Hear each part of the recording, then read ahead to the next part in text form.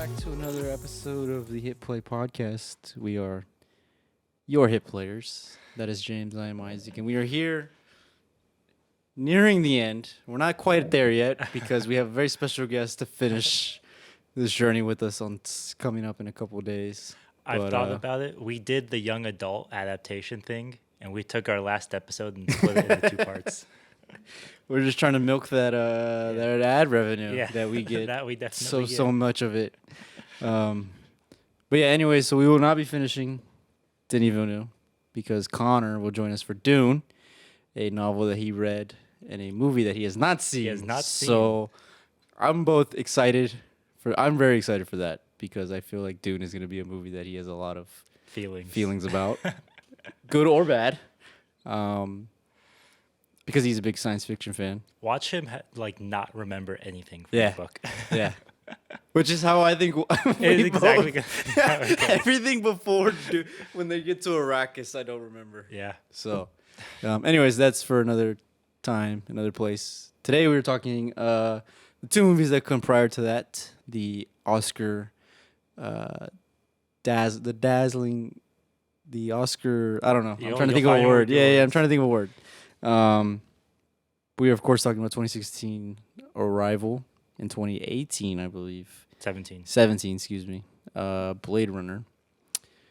Two movies that he enters his Batman phase if we're comparing the Christopher Nolan, Denis Villeneuve arc. You have thoughts and feelings. I think we have touched on briefly at times. But here we go. We're just going to air it out. This may or may not break the podcast. No, I have, I think, in the past, very previous old episodes that I would not recommend watching, talked about my mixed feelings over Blade Runner 2049. Yeah, I think our second episode ever was an unpopular opinion. And I just said I don't like your first opinion was, I don't like Blade Runner 2049. Yeah, that's fair. And I was like, oh, cool. So we are not coming back for an episode 3. Yeah. No, I'm just kidding. But we'll start with Arrival. Yeah, let's start with Arrival. Because I think that one is more... palatable. Yeah. To a degree, sure. Did you watch this for the first time? No, I saw this when it came out in theaters. Mm-hmm. And I will say just right off the bat, the first time I watched it, we talked about it episode 1. I was like, I need to know who this guy is because this is great stuff. Rewatching it, I kind of feel less so this time, especially going through his filmography. But I did enjoy it. I really enjoyed it. The ending still hit like it did the first time I watched it. But there are definitely flaws that I think we're going to get to in a couple of minutes. What were your initial reaction when you came out of the theater in 2016? Well, going into the film, I remember I had a freshman year in college. We had a TA who he reviewed movies, and he had said that Arrival was his first 10 out of 10 that he had ever given as a movie. Okay. Review. And so I was like, it's Denis Villeneuve. Someone says it's a 10 out of 10. This is why people bully film majors. But by that point, I knew Denis Villeneuve. I had seen Sicario and Enemy and Prisoners, and so I knew that I liked his films. Yeah. And I was excited to see Arrival. And so I went with my dad and my sisters. We all went to go see it because we were kind of expecting it's science fiction, so maybe it will be, in the steps of Interstellar, which we had all loved. Yeah. But I definitely had mixed feelings coming out of it. I liked the sci-fi turn that Villeneuve was taking. But the actual story and conflict in the film, I think, is what left me underwhelmed at the end of the day. Now, which conflict are we talking about? Because there's many, and some of them don't get resolved. Very specific one, in my opinion. I don't know what your feelings will be, but for me, it was specifically the American military versus the Chinese military. Yeah, that's the big one. That one, in my opinion, just could have been scrapped entirely, if not should have been rewritten. I disagree, actually. Really? Because I think the whole ideology behind the movie is these are the writer. The writer is like, hey, we need to work together, and it does that in a way, in a roundabout way. So when Jeremy Renner's character is introduced, he is reading Luis's book back to her. Yeah. And he reads the line, language is the first weapon drawn in war or in conflict or something like that. Yeah. And that essentially tells you the entire rest of the plot of the film at that point. Even when the aliens say the phrase use weapon, we as the audience know what they're talking about, that it's their language that they're referring to. Did we though? I didn't did. have that intention. I didn't have that thought process the first time I watched it. Really? Yeah. I mean, that's okay. On the first viewing, I can understand how you missed that, but it's still there, nevertheless. Like, the film is aware of that. That is the point. That Right. the language is their gift to humanity. That is the weapon that they're giving. However, the actual conflict that is interfering with Luis's discoveries is the Chinese becoming aggressive towards the aliens and the Americans retaliating or trying to keep up with them. Yeah. But by the time we meet the Chinese admiral, he has clearly already been affected by their language himself. Yeah. Because he learned it. I knew we were going to get to this because I'm really excited. I think he did the Luis and like injected himself with the venom. I say venom. And was like, I too can do it. So you have both of them because the language hadn't been fully taught yet, so we didn't really understand it. So I think both of them kind of knew because the first time I watched it and he's giving her the poem, I was like, oh, that's so cool that like he's telling her and she's remembering it from the future or whatever, however that works. And then rewatching it, I was like, wait, he's telling her in a very specific manner of like, Stop. this is what you need to tell me.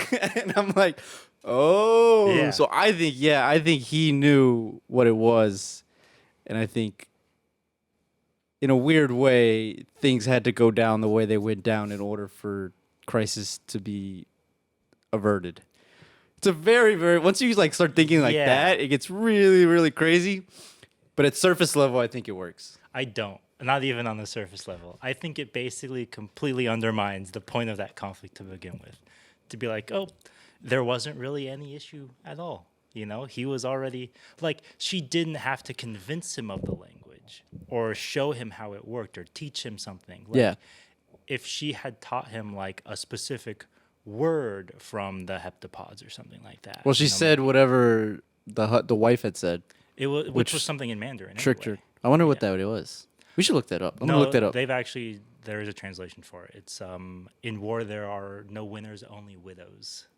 That's what it is. Yeah, I took notes for this. Nice. Which did you do that translation yourself? No. The screenwriter did it. The screenwriter. Yeah. The screenwriter wanted subtitles for that, and Villeneuve didn't. No, I like that it didn't have subtitles. I like when shows and movies do that. Yeah, but in my opinion, I think the reason that conflict doesn't feel resolved, let alone even feel like a conflict, is because,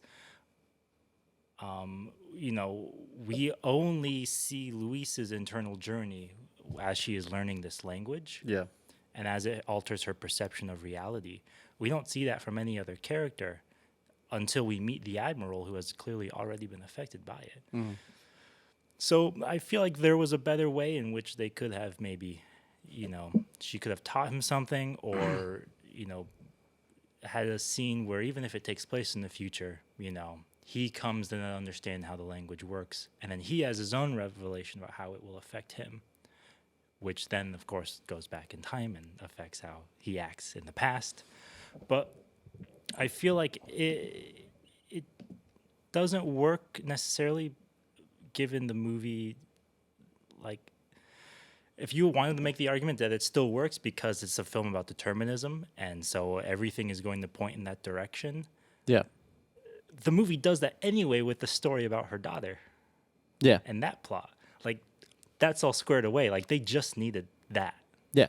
which is why I think they could have scrapped the military stuff almost entirely, in my opinion. But you need that like global existential time bomb, And really. that's why I think they should have made it or incorporated the language into it, because it doesn't necessarily feel super like resolved. But then at the you're end of like, it. then you just kill the pacing of the ending, of being like, all right, now we're gonna show his side, and it's like, it's not really about the Chinese. It's about Luis. It and becomes her. about all of humanity, that Yeah. everyone can have that experience, which Yeah. is what the heptapods wanted to give to people in the first place. I think it works even stronger, because then it shows that everyone would be affected by, their perception of reality would change. Yeah. And that's the gift that they wanted to give humanity.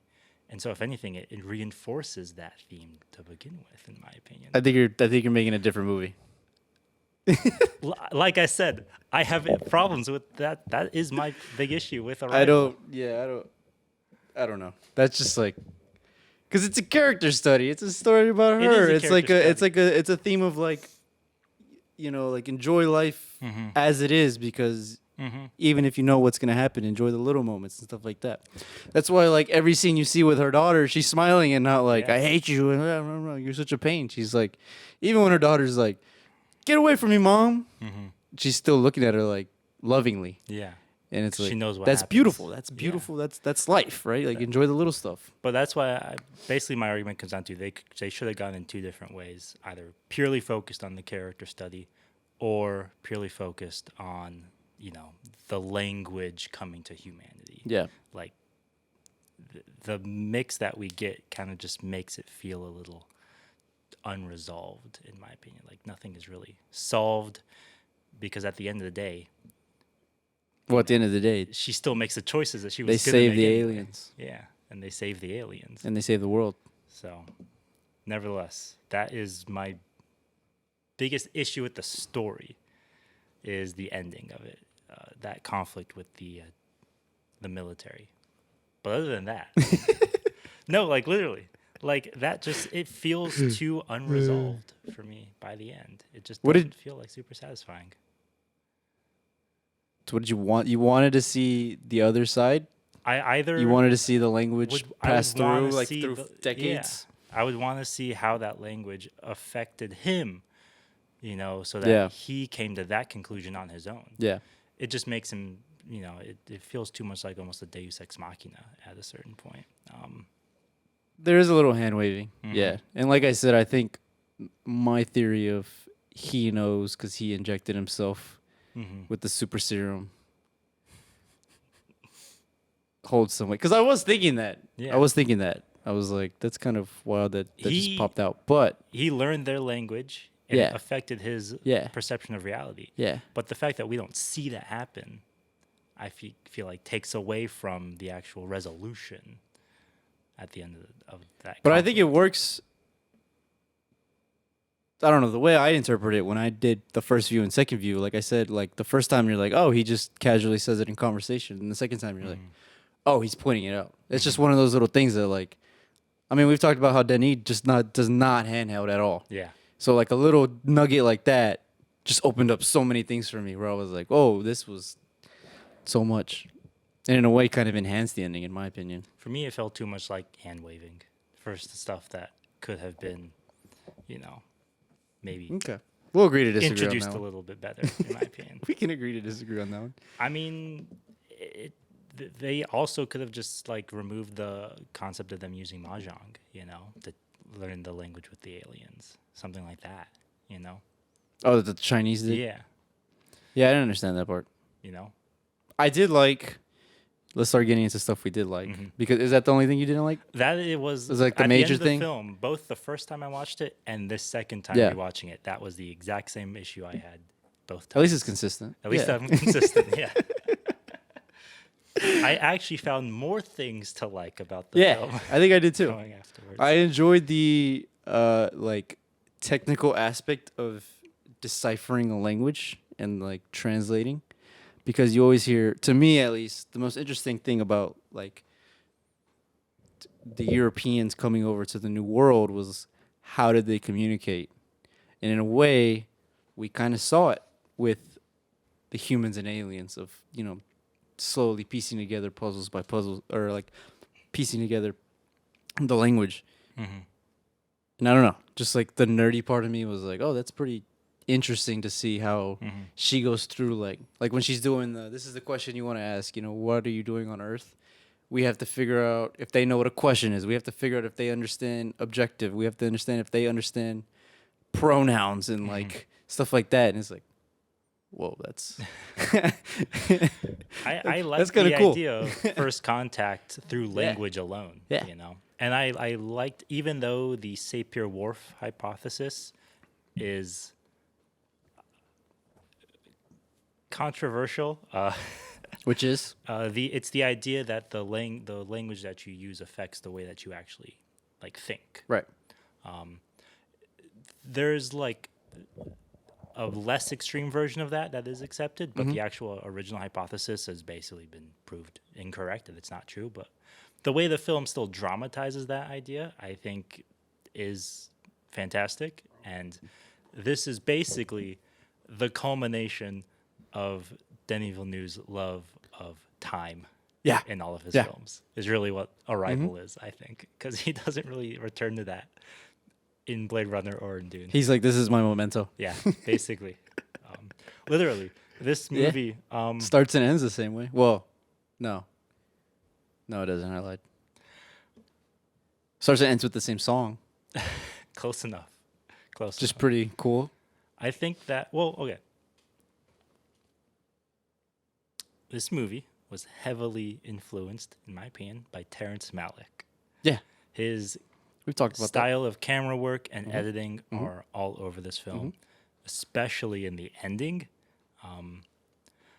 And when I first watched it, I think part of the reason I had a mixed reaction was because I thought, well, I've seen this before. But the ending still hit. And rewatching it, I was a little more generous about, Villeneuve's take on Terrence Malick's style. The free-floating camera movements and, intersplicing the different timelines of past, present, and future, which all turn out to be past and future. And so, I still think that the most standout sequence is really that ending, where, you have all of the interconnected timelines coming together to really reinforce that determinism theme, and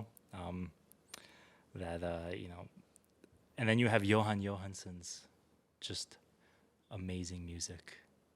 Wasn't his. It wasn't his. It's Max Richter. It was Max Richter. It's a song. Yep. At the end? Mm-hmm. Okay. And at the beginning. Max Richter is also a fantastic composer, however, though. So I think I have it do saved. not fault Bring up the title that right comparison between the two of them, that they are both amazing composers. Although Johan Johansson did do the actual score for this film. Yes. I believe. It is Max Richter on the Nature of Daylight Okay. is the song. Nice. I have it saved. It's a very good song.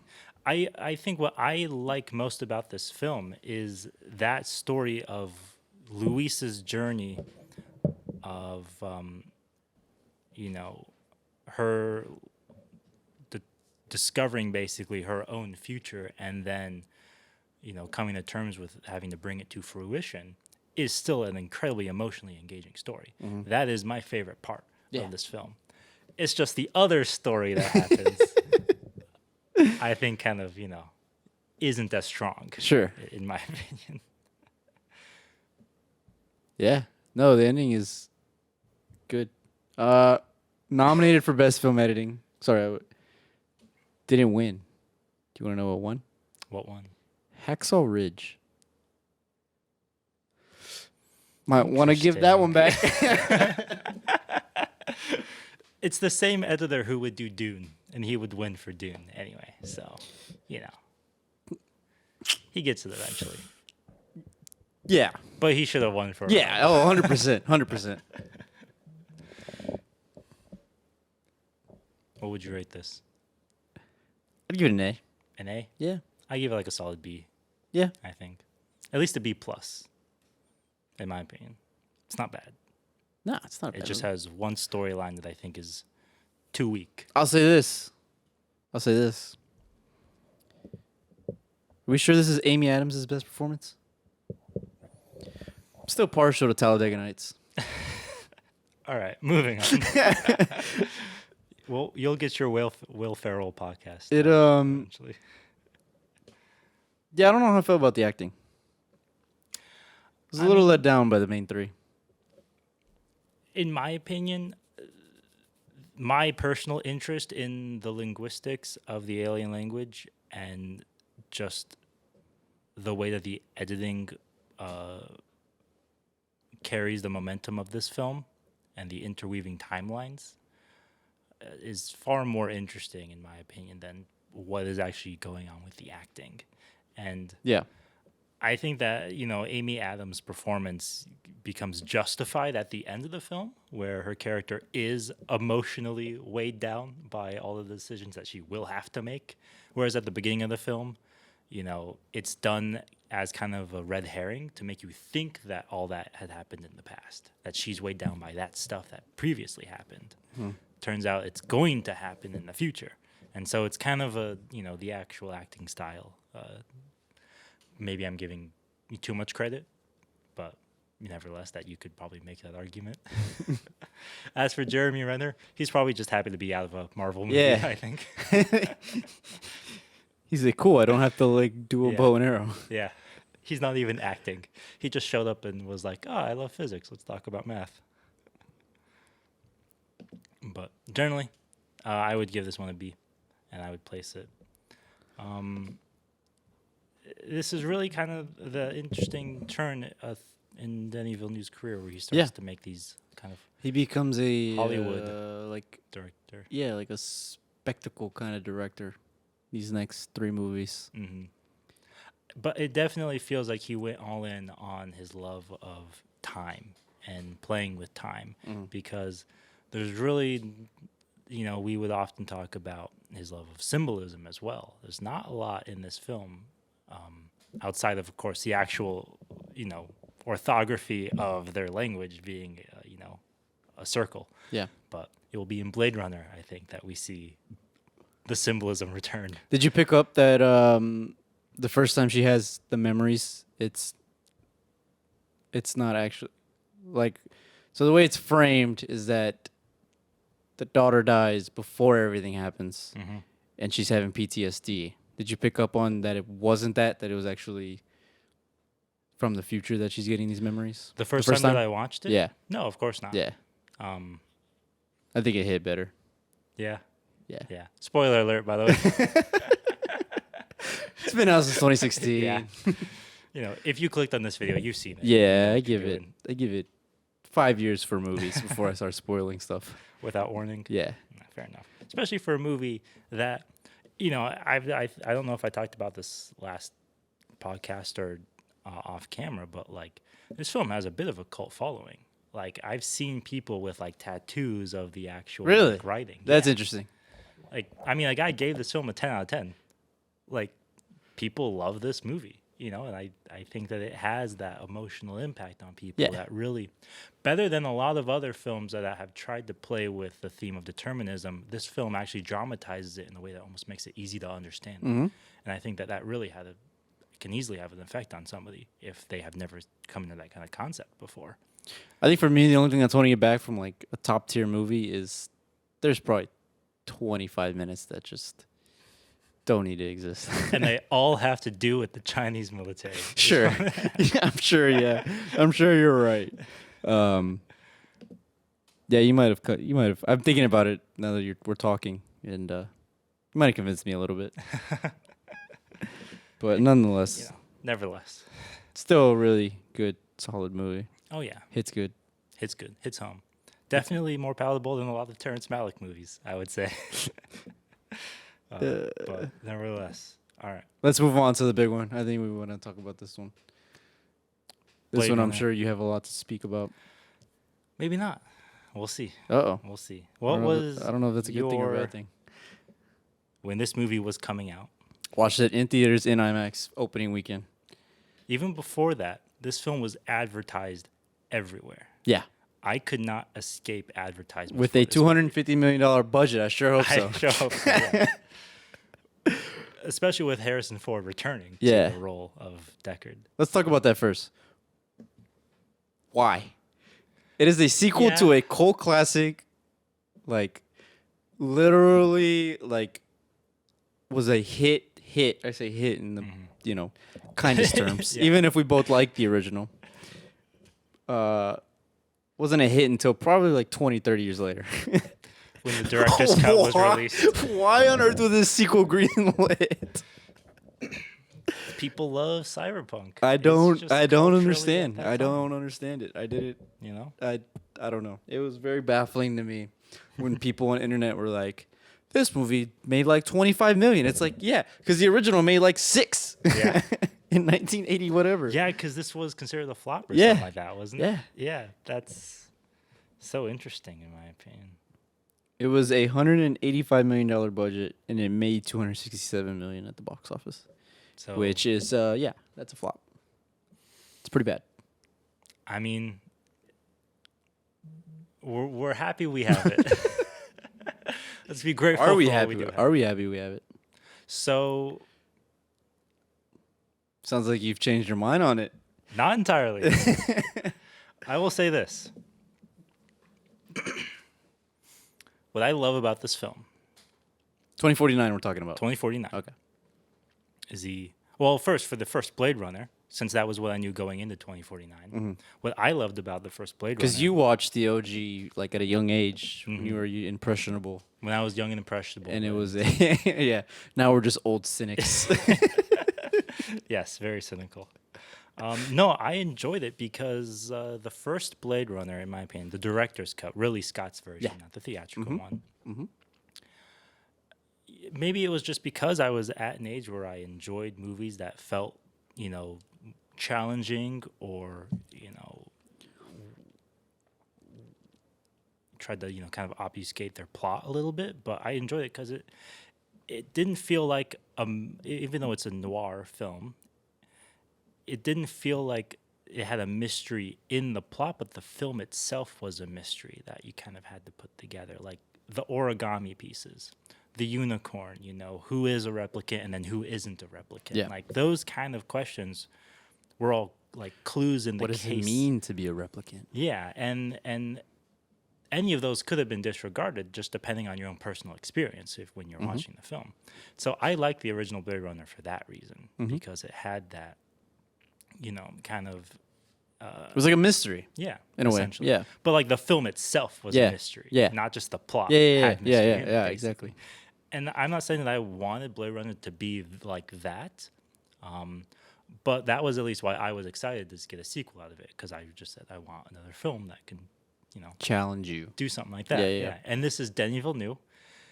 Sure, he did Arrival, but he also did Sicario. He also and did Sicario Prisoners. and So Prisoners. An Enemy. An Enemy. He's proven himself to do movies like this. So we'll see what he does. And I was also kind of mixed coming out of The original. The first time. the first time I watched Yeah. it. Blade Runner 2049. Okay, well, no, actually, the first time I watched this film coming out of the theaters, I was like mad. Like I actually just Look how they massacred my boy. basically that was rewatching it the second time. This is the first time you rewatched This it is since. the first time I rewatched it since seeing it in okay. theaters. Cool. I realized that there were parts that, because I did like elements of this film, but I was just too focused on the negatives that I didn't like Yeah. to Which happens. to really I've done that appreciate the before. other stuff. Yeah. And so rewatching it, and especially rewatching it with subtitles on to understand what Yeah. people are saying. Like the first 2/3 of this film, in my opinion, are fantastic. To what part? Up until he goes to Vegas. I was gonna say yes. I agree. I would not change a single thing about any Yeah. of that of the film. Like the visual effects, the design of the city are. I mean, I love cyberpunk personally, Yeah. so I just love that aesthetic anyway.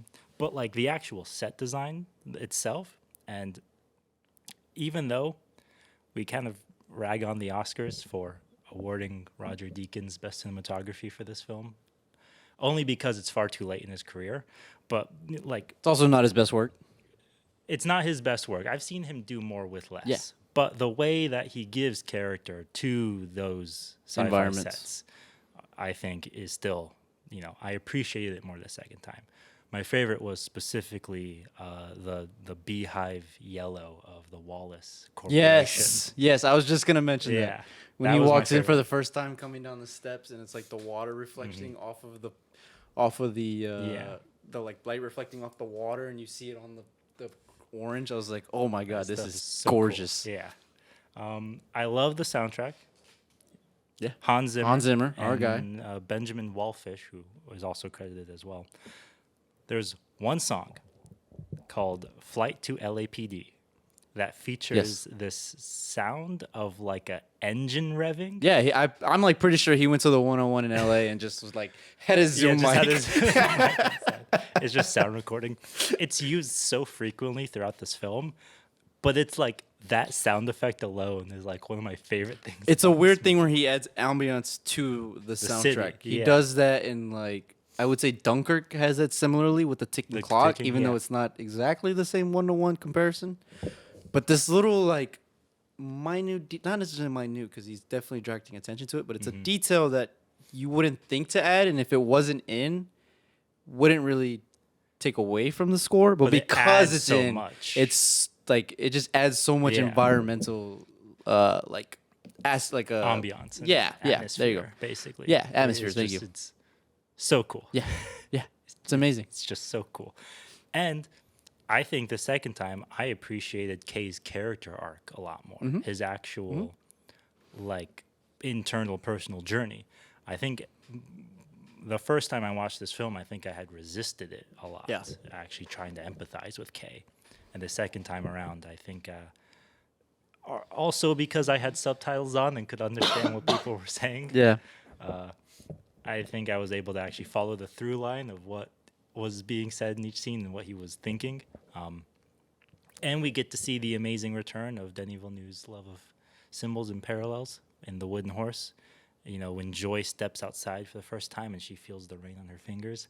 And then that's mirrored when Kay goes outside and he feels the snow.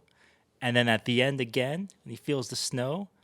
I mean, like, that's just classic, rule of thirds filmmaking right there. And I love to see something like that used to represent his own internal journey. I'm glad you've changed your opinion because I rewatched the OG Blade, or I watched it, and I was like, how does James not like 24/9? It's literally like 1-to-1, not a 1-to-1, but it's like quite literally a very, very basically the same faithful film. sequel. It is. I was like, the only thing that's changing is it's a human who is looking through the eyes of a replicant, understanding what it means to be human and have feelings. And in 2049, it's just the replicant going through the eyes of a human, trying to understand what it means to be, real and have feelings. And, because I mean, that's like the crux of both of these movies is what does it mean to be human? Yeah. And the way they both do it in different ways, but also very similarly. I was like, this is just the same movie. Yeah. I mean, they're both really good. But you have issues with the ending, I'm assuming? Well, what are your thoughts and feelings? So, from about when he arrives in Las Vegas onwards, I think the movie kind of. Well, I think at that point it just goes pure action film. Like science fiction. Because there's a lot of Yeah. shootouts, there's a lot of stuff blowing I up, a think lot it of chase. really- There's a car chase. car chase and Yeah. quotes, it kind of loses itself thematically in favor Just of a the little bit, action, yeah. in my opinion. Because for me, it's not really so much. I mean, you probably could have told Kay's story without including Harrison Ford and Deckard and just had them be ghosts in the past, Yeah. just like distant figures that I I just agree. referenced. It's understandable why they would want someone like Harrison Ford to be a big draw for this, film that understandably probably shouldn't have been greenlit anyway. But in my opinion, my real issue really comes with the character Love, who I think The bodyguard or the whatever. bodyguard, Yeah, who yeah. I think is the most underutilized character in this entire story, and the freedom, the replicant freedom movement that gets introduced. Those two elements have so much bearing thematically on this film that just get dropped in favor of the action stuff. Yeah. I think, in my opinion, which is so disappointing. Like, that really just, like, it's almost infuriating, in my opinion, to be like. I think you need the action though, because it's a way to express Kay's like, that's it, I'm a real boy. Like, you can't just have him be like, you can't have him like the OG and just like walk away. It's not really how that works. You have to have him. Yes. Like, yeah. because you're literally breaking through a systemic wall in a way, right? Where it's like, replicant, you are a replicant, you are a replicant, you're not real. And he's like, no, fuck you. I'm going through the wall and I'm crashing this plane so I can save the guy, Harrison Ford. But he does it just so he can save Harrison Ford. Yeah. He actually explicitly ignores the resistant movement's message. You mean shooting them all in the face? Killing Deckard. Shooting Dave Bautista. Not to say that he should have killed Deckard, as in ignoring. He ignores the freedom movements. They tell him to kill Deckard. He doesn't do it. Okay, that's fine. That's whatever, But once he learns that he's not him, and it's a she. Yeah. Once he has that revelation, I feel like the movement gave him an opportunity to still feel a part of something larger. Yeah. And for him to immediately resist that and say, "Oh, never mind, I'm not going to do what you guys want. I'm going to save Deckard anyway." He still had an opportunity to, he still had an out to prove that he wanted replicants to be more and to feel more. And I think that should have been done with love, in my opinion. Because interesting. They go to great lengths to show her crying and being uncomfortable at almost everything that she has to do for Wallace. She clearly feels the same way that Kay does in his position. And in a film that is like, who is the replicant, who is the human, how are they different, who really gets to have, like, phenomenological experiences. Yeah. To just end it with, actually, you can still kill replicants. It's cool. Like, not to say that, like, Love had to have, like, a heel face turn. Yeah. Where she was like, oh, yeah, Wallace is the bad guy. You're right. I'm with you guys. They literally could have just given her, like, I don't want to see you win. I just want Wallace to lose kind of moment. And, she saves Harrison Ford or something and dies or whatever. Like, they still could have given her something like that. It's generic and cliche, but it works for a reason. That's why the cliches are cliches. That's why their cliches are cliches. And I feel like that would have just reinforced that message of, replicants wanting something greater for themselves. Because she's not even the bad guy in this film, really. It's Wallace. Not really. And yet he disappears. He's the enigmatic shadow. Yeah. So that just left me feeling so much like Arrival. It felt unresolved. Little unresolved. Yeah.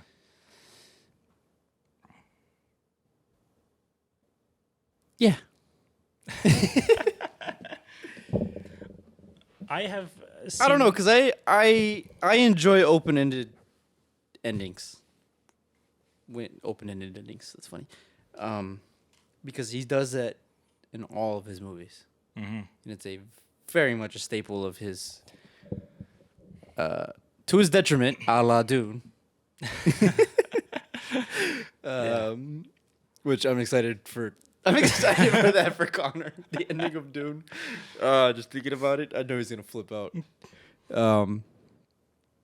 But I don't know. I enjoy the open open-endedness of it, because it's very thought-provoking, right? Which is like an attribute of him as a director, is he's willing to make you think. And so having an uneasy feeling about the story post credits kind of works to a degree, I think, because we don't even know if Kay is really dead.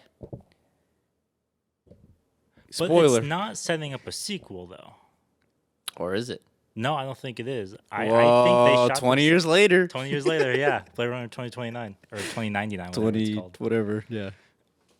No, I mean, a part of this is me being a little petty and being like, when a revolutionary movement shows up and says, "Hey, we want to take down the man and end our slavery," and your character says, "Thanks, but no thanks." I'm like, I don't know, maybe that would have been a good moral to have, you know? You don't think, yeah.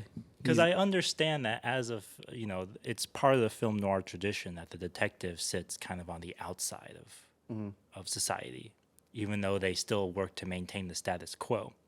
I feel like at a certain point, you can have the responsibility to be like, no, this character does He take needs a to stand. be the The catalyst, knight in shining armor. basically, yeah.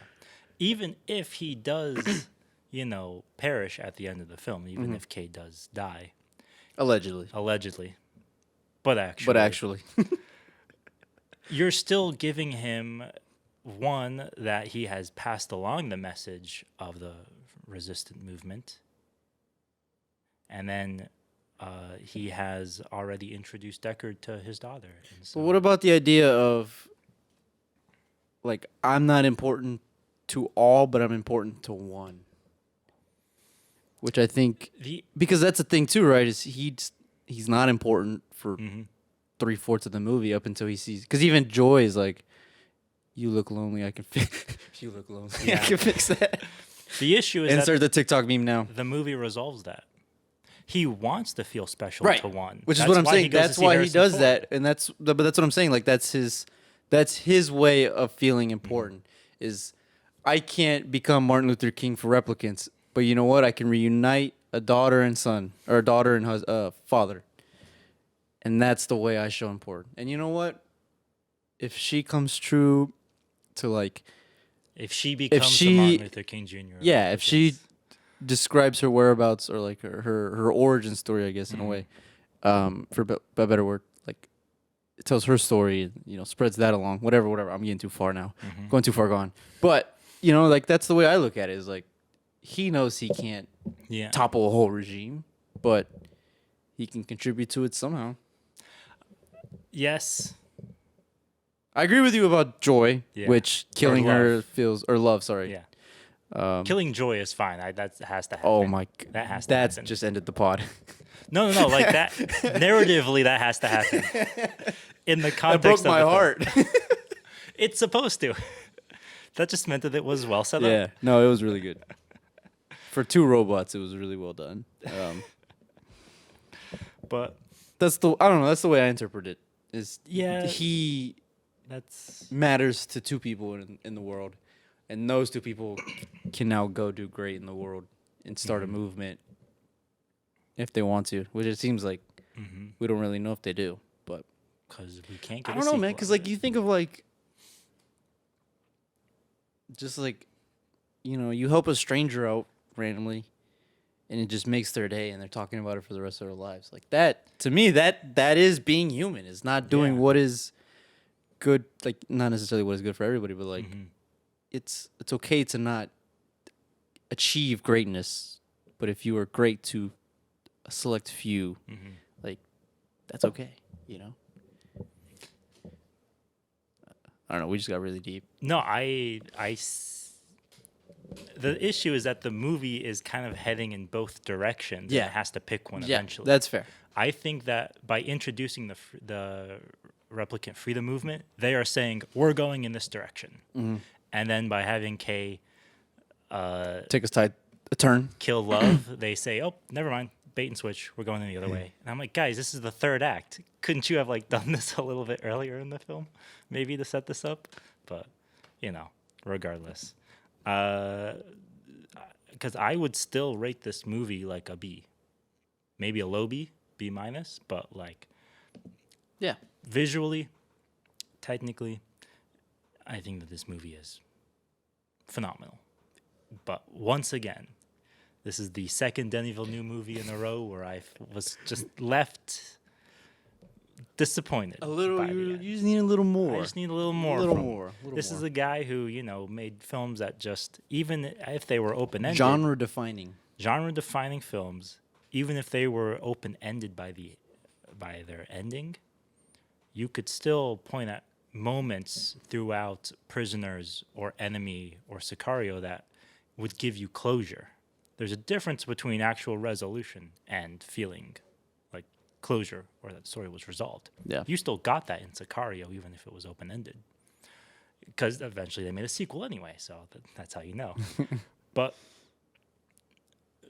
making these kind of Hollywood blockbusters with an attempt to actually reach a larger audience, you're playing a different game. You can do open-ended endings, but you're playing by different rules when you do that. And so I feel like, because I mean, at the end of the day, when we're talking about Blade Runner, we're talking less about Villeneuve's directing itself and more about the story. And two, while there is nothing wrong with the film leaving you with questions at the end, when all of your questions are, why didn't they just make this decision in the script? It's, pointing out logic flaws. Those aren't questions the movie raised. Those are flaws that you're finding in it. As opposed to, say, the first Blade Runner, which I think legitimately raised questions, as opposed to finding flaws in it.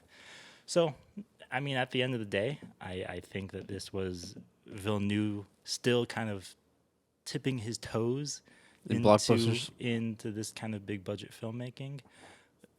And maybe it will pay off in Dune. See? That's how you set up a sequel. This was really just me ranting about these two movies for this entire time. I'm so sorry.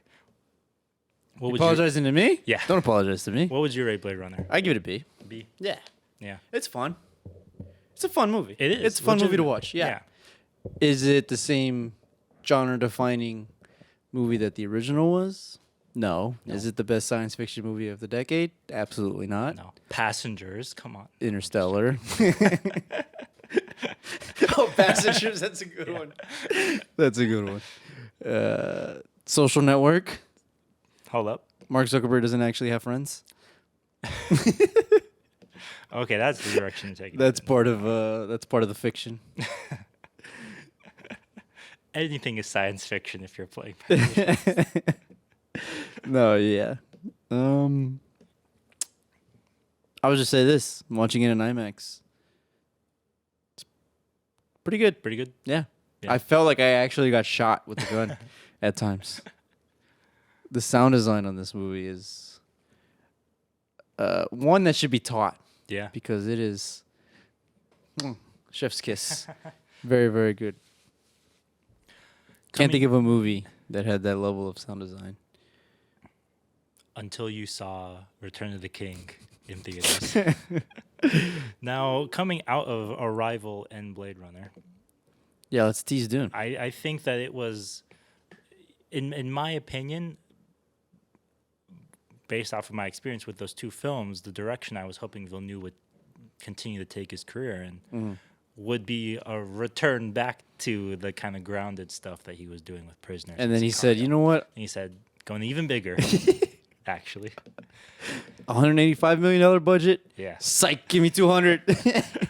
Give me all the big names. I mean, at least he likes sci-fi clearly. Yeah.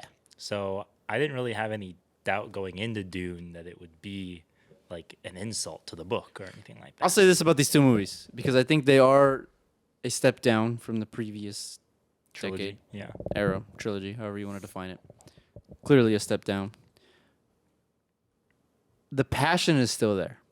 Oh, absolutely. Which I think is very, very instrumental in, because he's not doing the Spielberg post Saving Private Ryan. Yeah.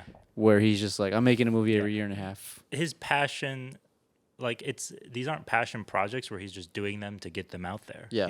These are like his actual He is a love for legitimate fan filmmaking. of this subject, And even with Dune, he talks at length at times in interviews about how much he grew up idolizing the book, and how the book was just like a very much a big piece of his childhood growing up, and like he basically wants to be the Peter Jackson for Dune. Yeah, where he's like, I have 4 scripts, we're ready to go whenever I get money. So does that make the Ralph Basinski the David Lynch of Lord of the Rings? Yeah, just don't do The Hobbit, please. Just don't do The Hobbit. That would be all the non-Frank Herbert Dune adaptation if he ever did. Yeah, he starts doing the sun Yeah. stuff. But I mean, I think that these were two films in a row from Denis Villeneuve where I felt like he Just a lost step it down. by the third act in both of these films to a certain extent. And I think with Blade Runner, most people will have. I mean, when this film first came out, I was like getting into arguments with people over this film because of it. So like Yeah, but people like Blade Runner because of the spectacle. Oh, absolutely. Yeah, Yeah. that's like 100% 80% other reason. why. Yeah. Oh, yeah. No, it's 100% why. Trust me. And because we are him. It's just We are K. They So, just want the wallpapers. Yeah. For their computers. we are that's K. all. We are K. So it is what it is. Suckered me in. So stupid. Anyway, So let's ask this before we go. Does he return to form with Dune? We'll answer that next week. Right here. See you guys later.